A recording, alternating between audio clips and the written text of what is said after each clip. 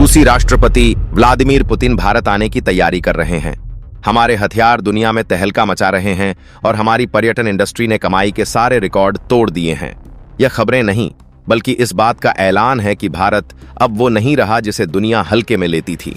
पूरी कहानी यह है कि कैसे भारत एक साथ 3 मोर्चों पर दुनिया को हैरान कर रहा है।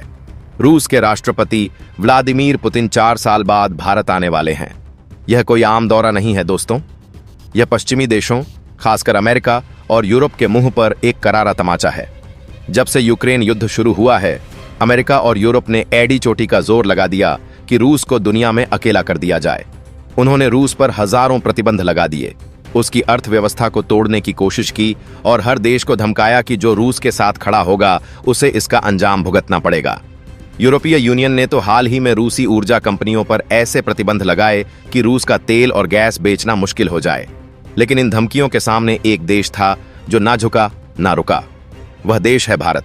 भारत ने पूरी दुनिया के सामने ऐलान कर दिया कि हम किसी के एकतरफा प्रतिबंधों को नहीं मानते। हमारे लिए हमारी ऊर्जा सुरक्षा सबसे ऊपर है और रूस हमारा एक भरोसेमंद साथी था, है और रहेगा। भारत ने साफ साफ कह दिया कि हम रूस से तेल खरीदना जारी रखेंगे, चाहे पश्चिम कुछ भी कहे। और अब जब पुतिन खुद दिल्ली आ रहे हैं तो यह इस बात का सबूत है कि भारत की विदेश नीति किसी के दबाव में नहीं, बल्कि अपने हितों के हिसाब से चलती है। यह सिर्फ एक शिखर सम्मेलन नहीं होगा, यह दुनिया को एक संदेश होगा कि भारत अब एक स्वतंत्र ध्रुव है जो अमेरिका, रूस और चीन तीनों के साथ अपने दम पर रिश्ते बनाता है। इस दौरे में सिर्फ हाथ मिलाने और फोटो खिंचवाने की रस्में नहीं होंगी। इस बार दांव पर हैं अरबों डॉलर की डील और भारत का भविष्य। बातचीत होगी दुनिया की सबसे खतरनाक मिसाइल ब्रह्मोस के नए संस्करण पर। चर्चा होगी S-400 जैसे अभेद एयर डिफेंस सिस्टम पर, जिसने पहले ही हमारे दुश्मनों की नींद उड़ा रखी है। इतना ही नहीं, रूस और भारत मिलकर एक नया न्यूक्लियर प्लांट लगाने की तैयारी कर रहे हैं। सोचिए, एक तरफ दुनिया रूस पर प्रतिबंध लगा रही है और दूसरी तरफ भारत और रूस मिलकर न्यूक्लियर एनर्जी के क्षेत्र में इतिहास रचने जा रहे हैं। रूस चाहता है कि भारत आर्कटिक जैसे बर्फीले इलाके में निवेश करे, जहां तेल और गैस के अकूत भंडार हैं। यह वह रणनीतिक साझेदारी है जो भारत को आने वाले 50 सालों तक ऊर्जा के क्षेत्र में आत्मनिर्भर बनाएगी। याद कीजिए ऑपरेशन सिंदूर, जब प्रधानमंत्री मोदी और पुतिन की एक फोन कॉल पर बात हुई थी और भारत ने ब्रह्मोस और S-400 का इस्तेमाल करके पाकिस्तान में बैठे आतंकियों के उन ठिकानों को नेस्तनाबूद कर दिया था जहां चीन से आए हथियार भरे पड़े थे। यह दोस्ती सिर्फ कागजों पर नहीं, जमीनी हकीकत है। एक मजबूत विदेश नीति को ताकत मिलती है एक मजबूत सेना से, और एक मजबूत सेना को ताकत मिलती है अपने देश में बने हथियारों से।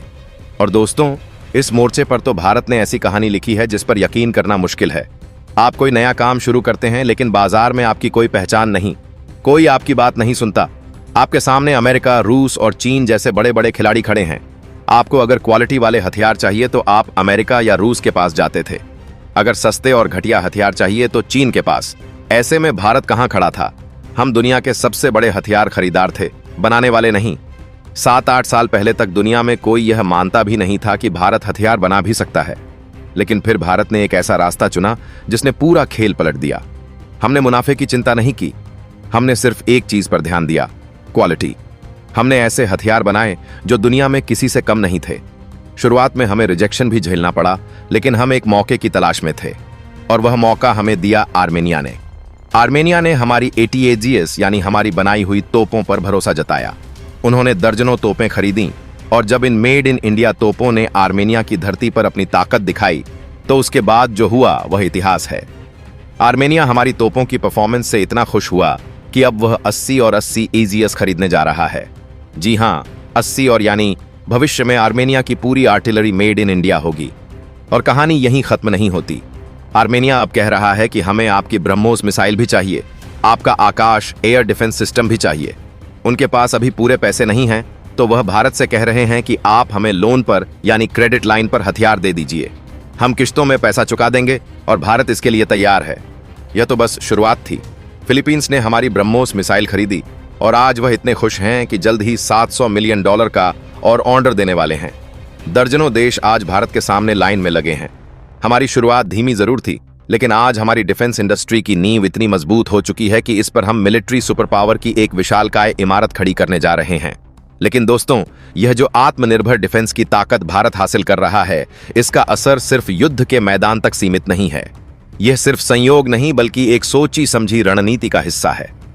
जब आपकी सेना मजबूत होती है और आपकी सरकार दुनिया को यह संदेश देती है कि देश की सुरक्षा के साथ कोई समझौता नहीं होगा, तो इससे देश के भीतर एक अटूट विश्वास पैदा होता है। यही विश्वास विदेशी निवेशकों और दुनिया भर के पर्यटकों को एक सुरक्षा की गारंटी देता है। कोई भी उस घर में मेहमान बनकर नहीं जाना चाहता जहां असुरक्षा का माहौल हो। इसलिए एक मजबूत रक्षा नीति सीधे सीधे एक मजबूत अर्थव्यवस्था की पहली सीढ़ी बनती है। यह वह नींव है जिसके ऊपर आप तरक्की की कोई भी इमारत खड़ी कर सकते हैं। ताकत सिर्फ मिसाइलों और समझौतों से नहीं आती। असली ताकत आती है जब दुनिया आपके देश में आने के लिए तरसे, आपकी संस्कृति को देखने के लिए लालायित हो। और इस मैदान में तो भारत ने फ्रांस और जापान जैसे दिग्गजों को भी धूल चटा दी है।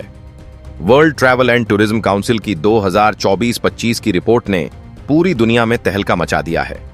इस रिपोर्ट के मुताबिक भारत की टूरिज्म इंडस्ट्री ने 231.6 अरब डॉलर यानी लगभग 19.4 लाख करोड़ की रिकॉर्ड तोड़ कमाई की है। और सबसे बड़ी खबर यह है कि भारत अब दुनिया की 8वीं सबसे बड़ी टूरिज्म इकोनॉमी बन चुका है। हमने फ्रांस और जापान को भी पीछे छोड़ दिया है।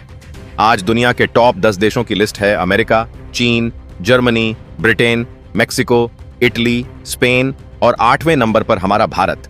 जरा सोचिए, 10 साल पहले 2013 में हम 24वें नंबर पर थे। हमारे यहाँ सिर्फ 70 लाख विदेशी पर्यटक आते थे। फिर कोरोना आया जिसने पूरी दुनिया को घुटनों पर ला दिया। हमारे यहाँ पर्यटक घटकर सिर्फ 27 लाख रह गए। लेकिन जब इरादे फौलादी हो तो वापसी भी धमाकेदार होती है। मोदी सरकार ने टूरिज्म का बजट 500 करोड़ से बढ़ाकर 2400 करोड़ कर दिया।